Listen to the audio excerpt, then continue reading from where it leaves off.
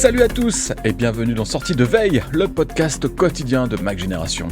Mieux vaut tard que jamais, Sosh se met enfin à la 5G comme on l'avait annoncé sur MacG avant-hier. Le lancement a été chaotique, mais maintenant c'est bon, on peut s'offrir un forfait 5G plus cher qu'ailleurs chez l'opérateur low cost. Avouez, ça valait le coup d'attendre. En deuxième partie d'émission, c'est vendredi et donc c'est un nouveau replay de la semaine avec Christophe, mais aujourd'hui on s'est dit qu'on allait faire un peu le tour des dernières rumeurs avant la WWDC. Préparez le popcorn, il y a beaucoup à dire. Nous sommes le vendredi 2 juin, voici les infos qu'il ne fallait pas manquer ce matin. Sosh s'est finalement lancé dans l'aventure de la 5G et c'est pas trop tôt, l'opérateur low cost d'Orange était un des derniers à se contenter de la 4G. Sosh propose donc un forfait 140 Go à 20,99€ par mois, sans engagement évidemment. Le lancement a été très brouillon, sachant que ça fait des mois que c'est en préparation, c'est un peu étonnant, même si les opérateurs sont généralement très mauvais au niveau de leur communication. Tous ceux qui sont déjà abonnés Sosh peuvent passer au nouveau forfait, ce qui n'était pas le cas dans les premières heures du lancement.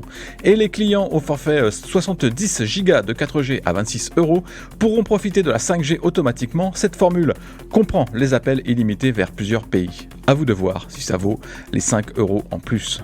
Par rapport à la concurrence, Sosh n'est pas spécialement bien placé. Chez B&U par exemple, on peut avoir 130 Go de 5G pour 16€. Chez SFR Red, on a 100 Go de 5G pour 17€. Sosh peut compter sur un atout important, la qualité du réseau 5G d'Orange.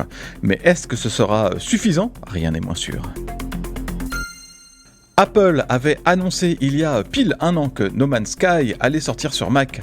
Les joueurs ont dû prendre leur mal en patience ou utiliser une autre plateforme pour jouer aux jeux de Hello Games, mais bon, tout finit par arriver. No Man's Sky a en effet fait son apparition sur Steam au prix de 59€, il sera aussi distribué sur le Mac App Store.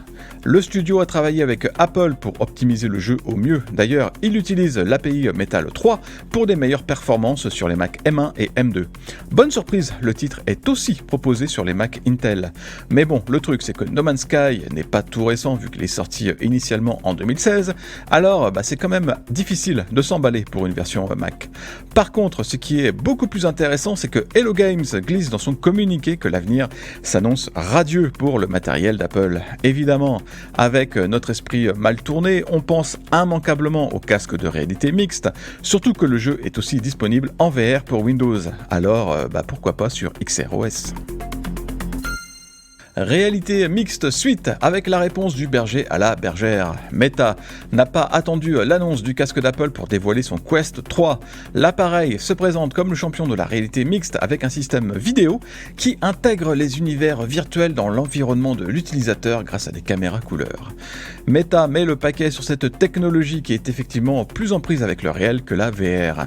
Par contre, l'entreprise ne dit pas un mot du métavers. On comprend que le concept imaginé par Mark Zuckerberg ne rencontre pas le succès escompté et c'est un euphémisme. Les performances graphiques du Quest 3 devraient être au rendez-vous avec une nouvelle puce Snapdragon. Et Meta a aussi travaillé sur le poids du casque ainsi que sur les contrôleurs qui ont une ergonomie revue et améliorée. Le tout sera disponible dans le courant de l'automne pour 570€. C'est tout de même 200€ de plus cher que le Quest 2 au moment de son lancement en 2020. D'ailleurs, ce modèle reste au catalogue au prix de 350€. Ce n'est pas vraiment une surprise, Apple a revu à la baisse le prix du Season Pass pour voir le championnat de foot de la MLS. Le pass coûte maintenant 39€ au lieu de 89€. C'est un peu normal vu qu'on est maintenant à la mi-saison. Ce qui est plus intéressant, c'est ce qu'Apple ne dit pas dans cette histoire. Eddie Q, le grand patron des services chez Apple, a fait une déclaration où il se dit ravi des premiers résultats et gna gna gna, la langue de bois habituelle. Il dit aussi qu'il est certain que le meilleur reste à venir, ce qui implique peut-être que ce n'est pas encore le cas, mais vous le savez, j'ai un mauvais esprit. Apple a signé pour 10 ans de MLS au prix de 2,5 milliards de dollars. Alors le constructeur a le temps de faire mousser son service pour atteindre ses objectifs en interne. Et si ça n'arrive pas assez rapidement, Apple sait de toute façon aménager une porte de sortie qui lui permettra de casser le contrat.